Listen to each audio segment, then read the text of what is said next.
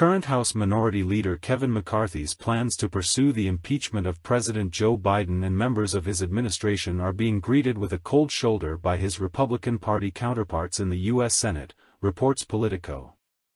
The California GOPer, whose bid to become the new House Speaker is not a sure thing, has been threatening to go after the president as well as Department of Homeland Security Secretary Alejandro Mayorkas as he tries to round up enough votes among far-right members of his caucus, but Republicans in the Senate are pouring cold water on his plans, with at least one GOP senator dismissing his plans outright.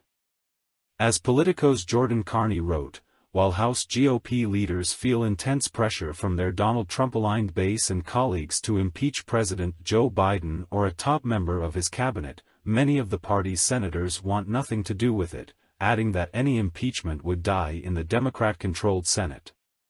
According to the report, key Republican senators are serving notice that they want nothing to do with any impeachment trials and that they believe they will be counterproductive and could hurt the party in 2024. Senator John Cornyn, Republican Texas, a close ally of Minority Leader Mitch McConnell, Republican Kentucky, said he hadn't really given any thought to impeaching Biden or a cabinet official, the report states, noting that Cornyn added he sees no impeachable offenses that need to be taken up. Senate GOP leadership member John Thune, Republican South Dakota, was more to the point, explaining, "I think there is a legitimate need for oversight, but, I think it needs to be focused on some specific areas." Senate leaders, who have mostly tried to avoid the pitfalls of Trump-related probes.